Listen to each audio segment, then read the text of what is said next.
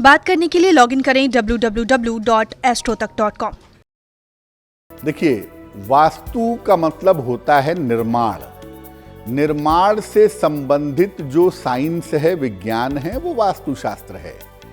वास्तुशास्त्र किसी निर्माण से संबंधित चीजों के शुभ और अशुभ फलों को बताता है। ये बताता है कि अगर कोई कंस्ट्रक्शन है, कोई निर्माण है, तो उसकी वजह से क्या समस्या आ सकती है, किसी बिल्डिंग की वजह से, ऑफिस की वजह से, और उसके समस्या का कारण क्या है और निर्माण क्या है। जो भारतीय वास्तुशास्त्र है, ये भूमि पर, दिशाओं पर और ऊर्जा के सिद्धांत पर कार्य करता है। और जैसे ज्योतिष में हम 5 तत्वों को नियंत्रित करते हैं, वैसे ही वास्तुशास्त्र में भी 5 तत्वों की बात की जाती है। लेकिन देखिए, वास्तुशास्त्र एक बहुत प्राचीन विज्ञान है, बहुत प्राचीन विद्या है। इसको वर्तमान आधार पर आपको समझना होगा, क्योंकि जीवन पहले जमाने की तुलना में बहुत बदल चुका है। तो वास्तु के जो नियम आज से 200 साल पहले, 500 साल पहले अप्लाई होते थे, वो नियम अब उस तरह से अप्लाई नहीं होते हैं। वास्तुशास्त्र को समझने के लिए कुंडली का अध्ययन भी करना चाहिए। ज्योतिष में हम ये बता सकते हैं कि आप किस तरफ अपना पलंग लगाकर सोएंगे तो आपको बढ़िया नींद आएगी, किस दिशा में पैसा रखेंगे तो पैसा बढ़ेगा, किस दिशा में चेहरा करके पढ़ेंगे तो अच्छी पढ़ाई होगी।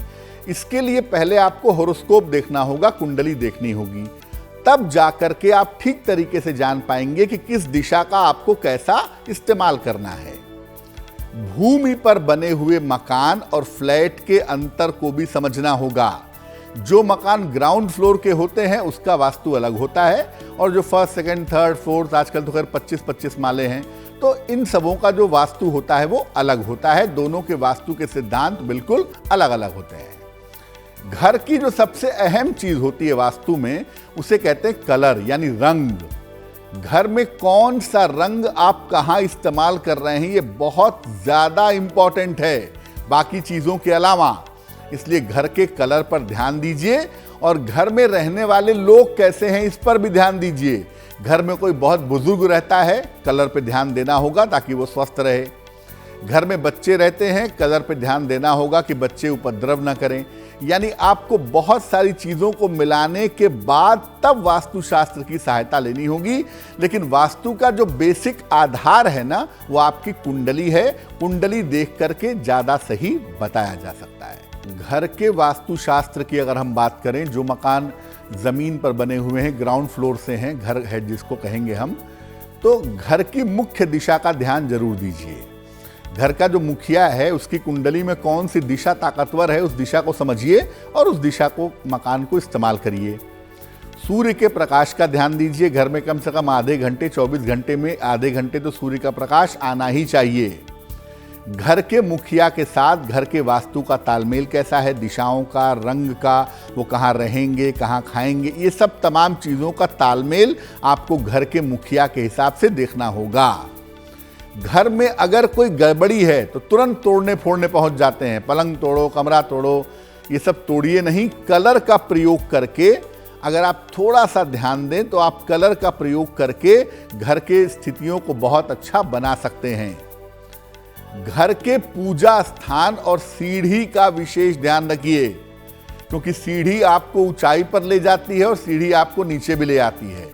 इसलिए सीढ़ी सही बनी होनी चाहिए, और घर का पूजा स्थान भी ठीक होना चाहिए। घर में नियमित रूप से पूजा उपासना करिएगा तो घर की शुभता थोड़ी बढ़ेगी। जमीन पर बने हुए मकान में रहते हैं, ग्राउंड फ्लोर पर रहते हैं, तो उसके वास्तु का मामला अलग है। और अगर आप फर्स्ट, सेकंड, थर्ड, फोर्थ, 5, 10वें, 11वें, 25वें माले पर रहते हैं तो उसका वास्तु अलग है। जमीन से ऊपर जैसे ही मकान गया, उसका कांटेक्ट जमीन के साथ नहीं रह जाता है, तो प्रिंसिपल बदल जाते हैं। पहली बात, फ्लैट में दिशा का कोई मतलब नहीं होता। पूरब हो, पश्चिम हो, उत्तर हो, दक्षिण हो, कोई भी दिशा हो, फ्लैट में दिशा का कोई मतलब नहीं होता। फ्लैट नंबर का मतलब जरूर होता है। नंबर आपके साथ के घर के मुखिया के साथ सही होना चाहिए। इसमें सूर्य के प्रकाश और हवा का ध्यान जरूर दीजिए फ्लैट में, और घर के रंगों का भी विशेष ध्यान आपको देना है। जो रंग आपको सूट करे वो प्रयोग करिएगा। घर में पूजा स्थान को जागृत रखिए, यानी नियमित रूप से कुछ नहीं कर सकते तो रोज शाम को एक दीपक जरूर जला दीजिए घर के पूजा स्थान पर। और फ्लैट में रहते हैं तो घर के एंट्रेंस को, घर के प्रवेश द्वार को अगर आप अच्छा बनाएं तो आपके लिए बहुत शुभ रहेगा।